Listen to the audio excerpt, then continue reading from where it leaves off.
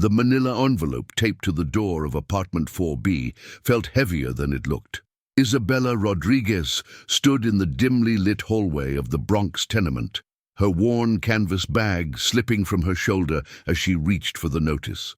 Her hands trembled slightly, not from the February cold seeping through the cracked windows, but from the familiar dread that had become her constant companion. Final notice of eviction. You have 72 hours to vacate the premises. Behind her, the sound of cartoons filtered through Mrs. Chen's door, and somewhere below, the Rodriguez family was arguing again in rapid Spanish. These sounds had been the soundtrack of her life for 3 years, ever since she'd arrived in New York with her daughter Sophia, and nothing but 2 suitcases and determination. Isabella pushed open the door to find Sophia sitting cross-legged on their second-hand couch, coloring intently in a book from the dollar store. At 6 years old, her daughter had her father's dark curls and her own stubborn chin.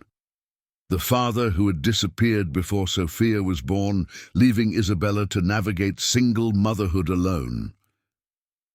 "Mama, you're home early," Sophia said without looking up, her small fingers gripping a purple crayon.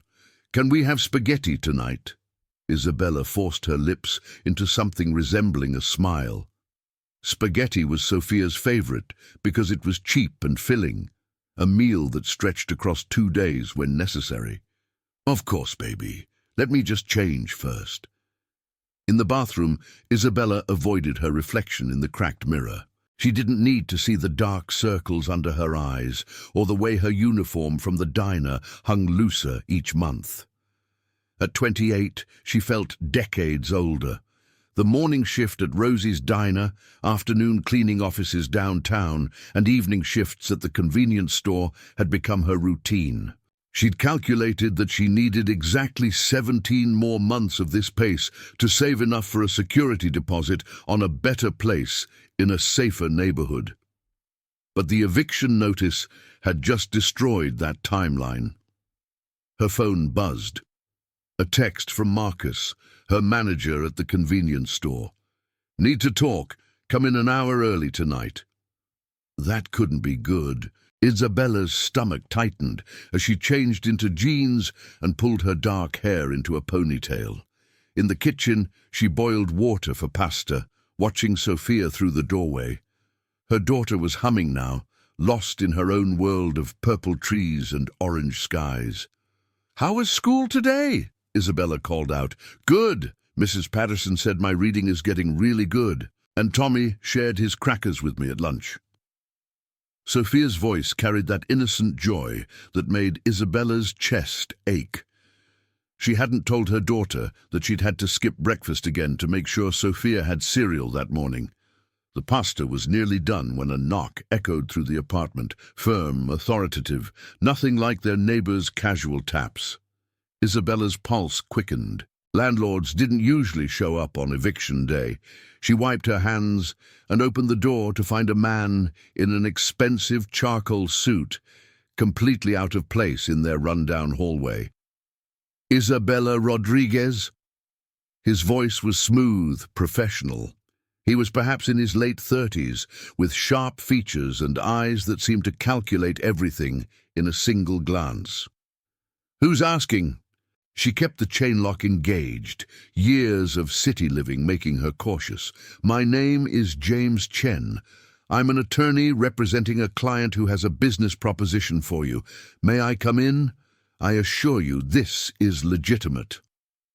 He produced a business card through the gap, embossed heavy cardstock from a Manhattan law firm she'd seen in movies. Every instinct told Isabella to slam the door. Nothing good came from strangers in expensive suits showing up at your door in the Bronx. But then her eyes drifted to the eviction notice on her kitchen counter, and something desperate stirred in her chest. "I have 5 minutes," she said, unchaining the door but positioning herself between the stranger and Sophia. James Chen stepped inside, his polished shoes a stark contrast to their worn linoleum. He glanced around the sparse apartment, taking in the second-hand furniture, the stack of bills on the counter, the child's drawings taped to the walls, before pulling out a folder. My client is looking for someone in your particular situation, a single mother, hard-working, no criminal record, someone who needs a fresh start. He paused, gauging her reaction. He's offering a contractual arrangement, a marriage, in name primarily, for a period of 3 years. In exchange, you and your daughter would receive housing in Manhattan, healthcare, education, and a substantial financial compensation. Isabella's laugh was sharp and humorless. Is this a joke? Who sends a lawyer to propose marriage? Someone who values discretion and clear terms. My client is Vincent Kane. Perhaps you've heard of him? She had. Everyone in New York had heard of Vincent Kane, the real estate developer who'd transformed entire neighborhoods, whose name appeared in the business section regularly, who was rumored to have connections that went deeper than his legitimate empire. The kind of man who existed in a completely different world from hers. Why would someone like Vincent Kane need to propose to someone like me? Isabella's voice was steady, despite her racing heart. Mr. Kane is expanding into new business ventures that require a certain public image. A family man is more trustworthy, more relatable to investors and community boards. His previous associations have created barriers he needs to overcome. James Chen's expression remained neutral. This would be a business arrangement with clear boundaries. You'd have your own space, your independence. All he requires is your presence at select events and the appearance of a functional family unit. Mama, who is that man? Sophia's small voice cut through the tension. Isabella turned to see her daughter peeking around the couch, curiosity and slight fear in her wide eyes. The protective fury that rose in Isabella's chest was immediate and fierce. Go to your room, Sophia, now. For once, her daughter didn't argue, disappearing into the tiny bedroom they shared. Isabella turned back to James Chen, her voice low and dangerous. You need to leave. Whatever sick game this is. The eviction notice on your counter says you have 72 hours. Where will you go? How many shelters have waiting lists right now? His words were clinical, not cruel, but they landed like physical blows. My client is offering you a choice, not a trap. Meet with him once. Hear the full proposal. If you decline, there's no pressure. But you'd be walking away from a genuine opportunity to give your daughter stability. He placed a second card on the counter, this one with an address in Midtown Manhattan and a time tomorrow, 2 p.m. The choice is yours, Ms. Rodriguez, but I'd encourage you to at least listen before dismissing it entirely. After he left, Isabella stood in her quiet apartment. The smell of overcooked pasta filling the air, her daughter's soft movements audible through the thin walls. She picked up the card, running her thumb over the raised lettering. 72 hours until eviction. One meeting that could change everything or lead her into something far more dangerous than poverty.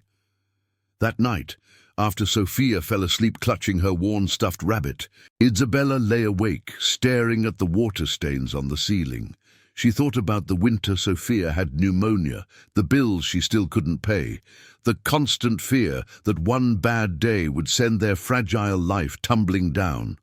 She thought about Vincent Kane's reputation, the whispers of mafia connections, the businesses that thrived while others failed, the way obstacles seemed to disappear around him.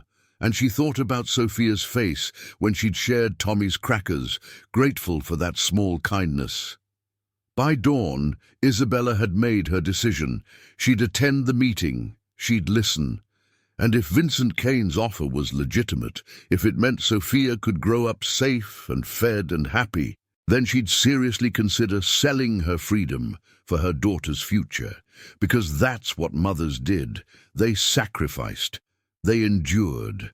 They made impossible choices in impossible situations. Isabella just hoped this choice wouldn't destroy them both. The address on the card led Isabella to a sleek high-rise in Midtown, the kind of building with doormen in uniforms and lobbies that smelled like money and fresh flowers.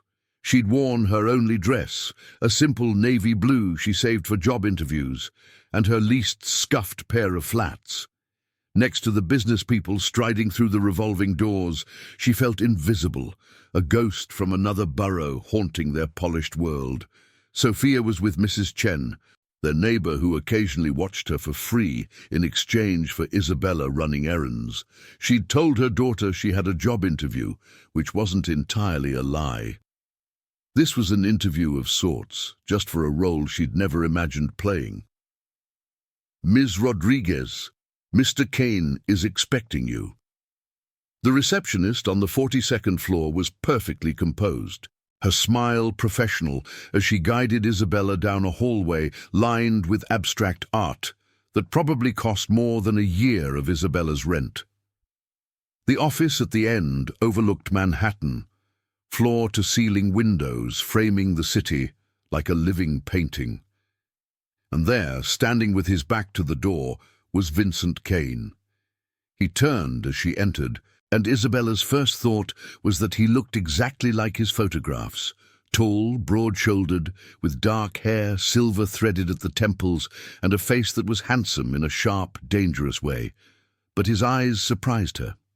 In the media photos, they always looked cold, calculating.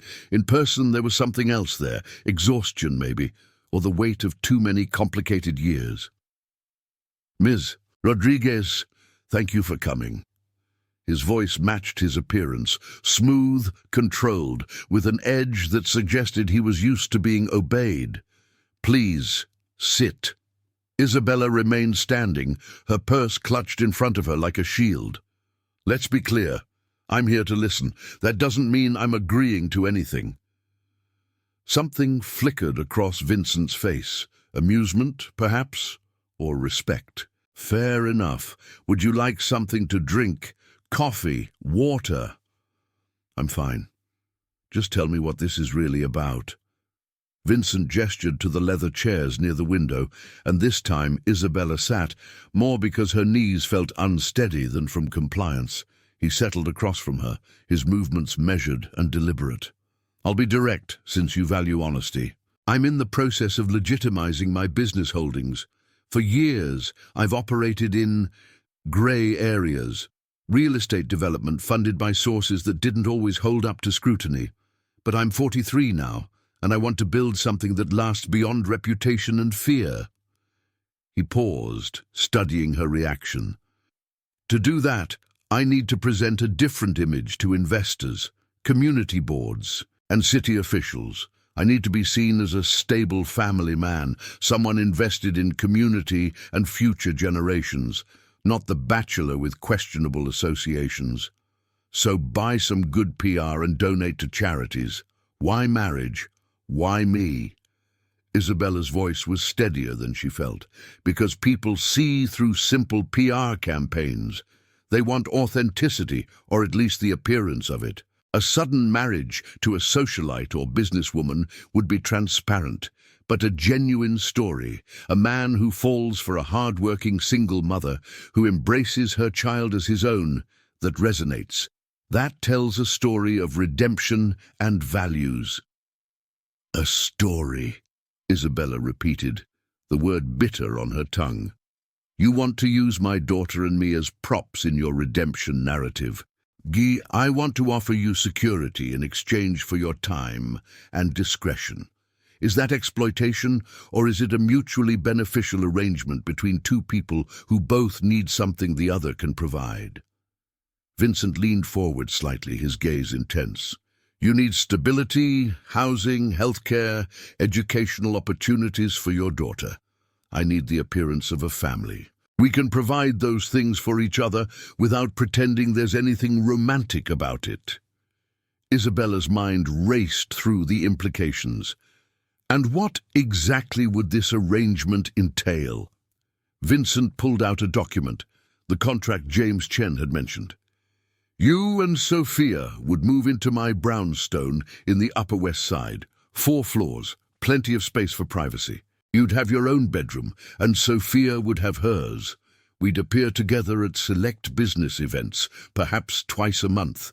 You'd be expected to participate in some charitable activities associated with my companies. Beyond that, your time is your own." "For 3 years," Isabella said, remembering what James had mentioned. 3 years. At the end of that period, we divorce quietly. You receive a settlement of $2 million, a trust fund for Sophia's education, and assistance finding housing wherever you choose. During the marriage, all your living expenses are covered, plus a monthly stipend for personal use. $2 million. Isabella's breath caught. That kind of money could change Sophia's entire life trajectory. College without debt. Opportunities Isabella had never dreamed of providing. But at what cost? What about Sophia? How does she factor into this beyond being part of your perfect family picture? For the first time, Vincent's expression softened slightly. "I have no intention of harming your daughter or using her inappropriately. She'd attend one of the best private schools in Manhattan. She'd have access to health care, activities, whatever she needs. I'd be expected to appear as a father figure in public, but I wouldn't interfere with your parenting or try to replace her biological father. She doesn't have one. He left before she was born." The admission slipped out before Isabella could stop it. Something flickered in Vincent's eyes, understanding perhaps, or recognition of a different kind of abandonment. Then she deserves someone who chooses to be present, even if the circumstances are unconventional. Isabella stood abruptly, moving to the window.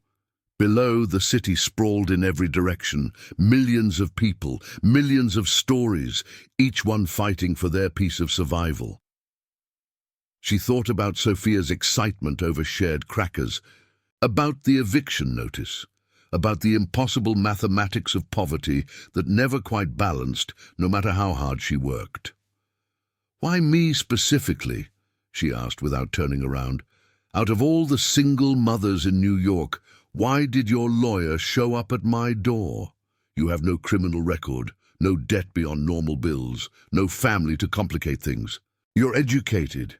I know you were 2 years into a nursing degree before you had to drop out. You're resilient, hard-working, and by all accounts, a devoted mother. You're also desperate enough to consider this, but not so desperate that you'd agree without thought." Vincent's voice was closer now. He'd moved to stand a few feet behind her. "And honestly, you have the right look. Genuine, relatable. The kind of person who'd make my redemption story believable." Isabella turned to face him, and for a moment they simply studied each other.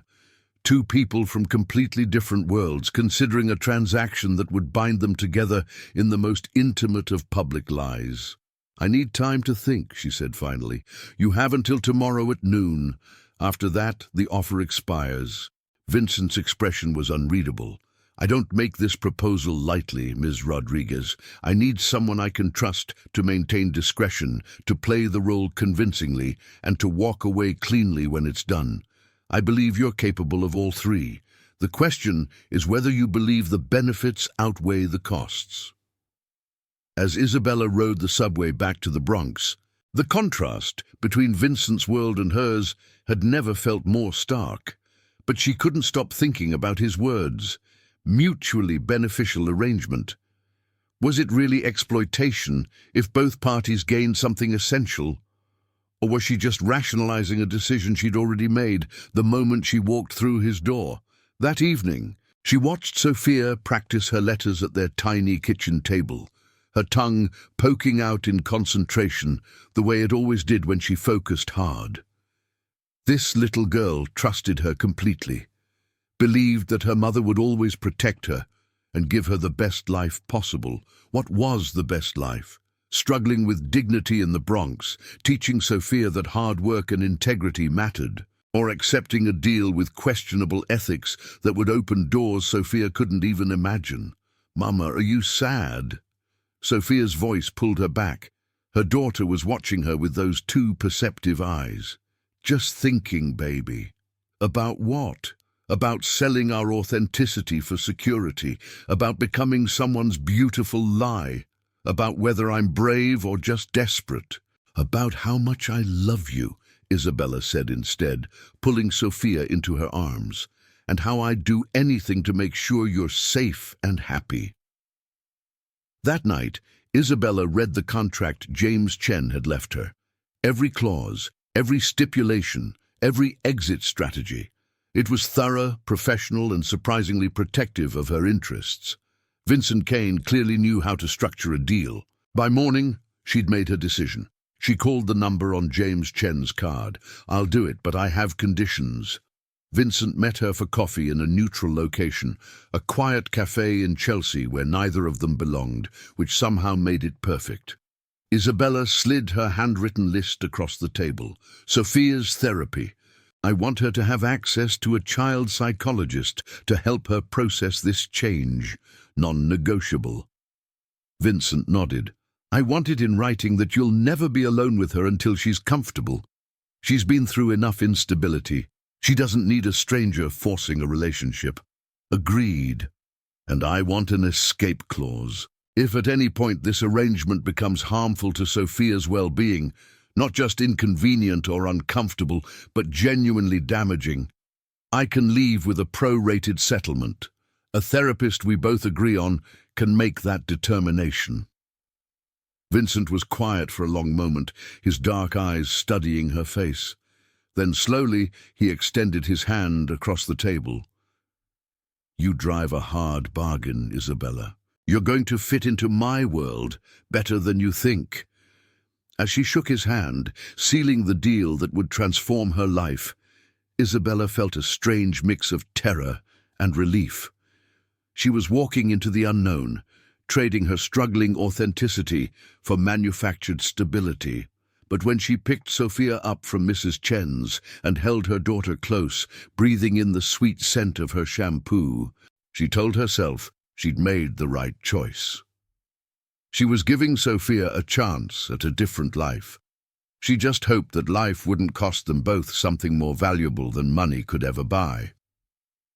The brownstone on West 78th Street looked like something from a movie.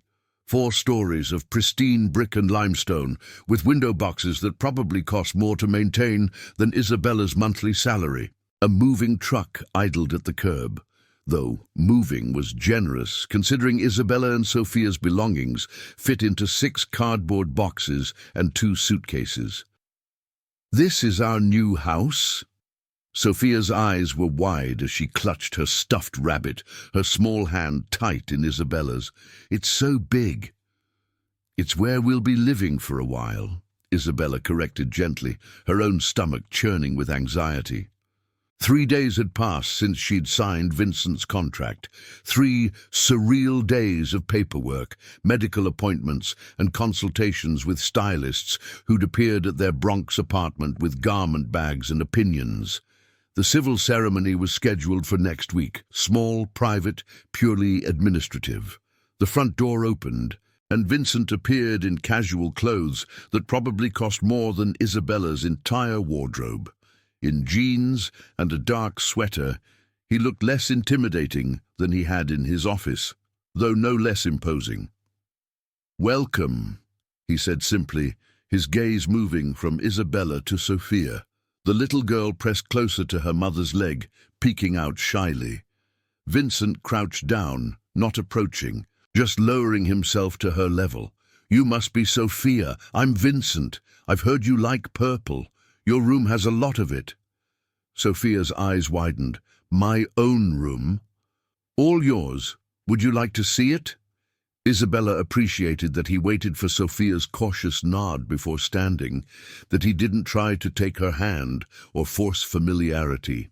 He led them inside, and Isabella tried not to gape at the soaring ceilings, the gleaming hardwood floors, the art that was definitely original and not prints from discount stores. A woman in her 60s appeared from what looked like the kitchen. Kind face, greying hair, comfortable clothes. "This must be Isabella and Sophia. I'm Margaret. I manage the house and cook, though I don't live here. Just days, usually. Ah, cookies, Sophia whispered hopefully, and Margaret's face lit up. Fresh oatmeal cookies just finished, but maybe after you see your room. The brownstone was laid out with thoughtful privacy. The first floor held common spaces: living room, dining room, Vincent's office. The second floor was Sophia's domain, a bedroom painted in soft lavender with white furniture, a window seat overlooking the street, shelves ready for books, and an adjoining bathroom with a tub shaped like a cloud. Sophia's gasp of delight was genuine, and she immediately ran to the window seat, her rabbit pressed to her chest. "Can I really stay here, Mama?" "Yes, baby, it's yours." Isabella's voice was tight with emotion, joy at her daughter's happiness, warring with guilt at the circumstances that made it possible. The third floor held Isabella's space, a bedroom twice the size of their entire Bronx apartment, decorated in calm neutrals with an ensuite bathroom that had a soaking tub and separate shower. Floor-to-ceiling windows overlooked a small garden behind the brownstone. A sitting area with a couch and bookshelf occupied one corner. "Your space," Vincent said from the doorway, not entering. "The fourth floor is mine. The basement has a gym, laundry, storage. Margaret stocks the kitchen based on dietary preferences. She'll ask about Sophia's likes and dislikes. There's a home office on this floor if you need workspace." He paused. "I know this is overwhelming. Take your time settling in." That first night, after Sophia fell asleep in her new bed, surrounded by purple pillows, Isabella stood in her own room feeling utterly displaced. She'd showered in a bathroom, larger than her old kitchen, dried herself with towels softer than any blanket she'd owned, and now stood in expensive pajamas that had appeared in her closet alongside a whole wardrobe she hadn't chosen. A soft knock interrupted her spiral. Vincent stood in the hallway, maintaining a respectful distance. "I wanted to discuss logistics. We should probably eat breakfast together when possible. It'll help Sophia adjust to seeing us as a unit. I usually leave for the office by 8, but I can be flexible. Evenings are less predictable. Sophia starts at her new school Monday. I'm nervous about that." The admission surprised Isabella, but something about Vincent's straightforward manner made pretense feel pointless. "I've arranged for my driver, Thomas, to take you both. He's patient, discreet, and good with kids.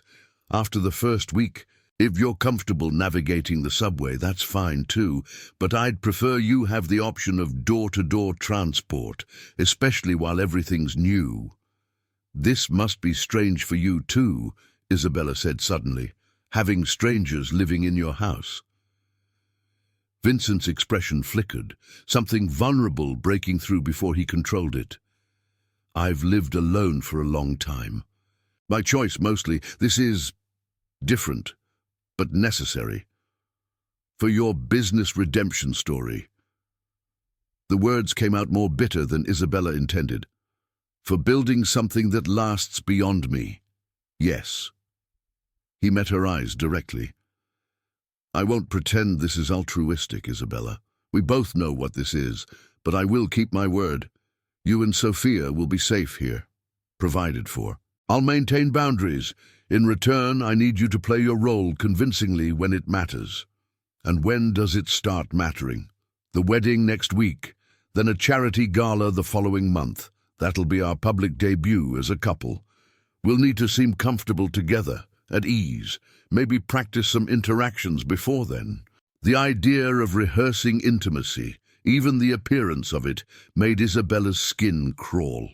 But she'd signed the contract. She'd accepted the terms. "Fine, we'll practice." After he left, Isabella moved to the window, looking out at the manicured garden below. In the Bronx, her view had been brick walls and fire escapes. Here, she could see trees, carefully tended flower beds, a stone bench. She should feel grateful. She should feel relieved. Instead, she felt like she was floating in someone else's life, waiting for the moment it would all dissolve and she'd wake up back in her cramped apartment with the eviction notice on the counter. But downstairs, Sophia was sleeping peacefully in a bed that was actually hers, in a room with heat that worked consistently, in a house where she didn't have to hear arguments through thin walls. That reality anchored Isabella. Whatever discomfort she felt, whatever identity she had to manufacture, it was worth it for Sophia's security. The civil ceremony the following week was surreal in its simplicity. A judge, 2 witnesses Vincent arranged, the exchange of rings that felt like props. Isabella wore a simple cream dress that a stylist had insisted upon. Not a wedding dress, but something appropriate. Vincent wore a dark suit. They spoke their vows with the emotion of people reading a contract aloud, which was essentially what they were doing. "You may kiss the bride." Vincent's eyes met hers, a silent question. Isabella nodded minutely. His kiss was brief, chaste, a brushing of lips that fulfilled the requirement without pretending to mean anything more. When they pulled apart, she saw her own discomfort reflected in his expression. "Congratulations," the judge said warmly, oblivious to the transaction he'd just officiated. That evening, Isabella sat at the dinner table in the brownstones' elegant dining room. Vincent at one end, her at the other, Sophia between them chattering about her new school. Margaret had made chicken parmesan, Sophia's new favorite, and the scene looked perfect. The happy family sharing a meal in their beautiful home. But when Sophia asked, "Are you and Vincent married now, Mama?" the weight of the lie settled heavily on Isabella's shoulders. "Yes, baby, we are." "So, Vincent is my daddy now." The word hung in the air. Isabella looked at Vincent, seeing him tense slightly. They hadn't discussed this specific scenario, what Sophia would call him, how they'd explain the relationship. Vincent spoke carefully. "I'm your mom's husband, which means I'll be here for both of you. But you can call me Vincent, or we can figure out something else you're comfortable with. Whatever feels right to you." Sophia considered this with the seriousness only a 6-year-old could muster. "Can I call you Vincent, Dad?" Something flickered across Vincent's face. Surprise, maybe even emotion, quickly masked. "If that's what you want, then yes." That night, after Sophia was asleep, Isabella found Vincent in his office, working late. She knocked softly on the open door. "Thank you for how you handled that." He looked up from his computer, the blue light casting shadows across his face. "I told you I wouldn't try to replace her father, but I also won't reject her if she needs a father figure. We're navigating uncharted territory here. She's already getting attached. That worries me. When this ends, that's 3 years away. We'll handle that transition when it comes. For now, let her feel secure. Isn't that why you agreed to this?" He was right, but that didn't make it less complicated. Isabella had signed up to play a role, to maintain an appearance. She hadn't fully considered how her daughter might blur the lines between performance and reality. As Isabella climbed the stairs to her 3rd-floor sanctuary, she caught a glimpse through a window, a reflection of the brownstones' glowing windows against the dark street. To anyone passing by, they looked like the perfect family. Happy, stable, blessed with privilege and comfort. But inside, they were 3 people performing an elaborate fiction, hoping the cracks wouldn't show before the final curtain fell. Isabella just prayed that when the show ended, they'd all remember who they really were beneath the roles they played.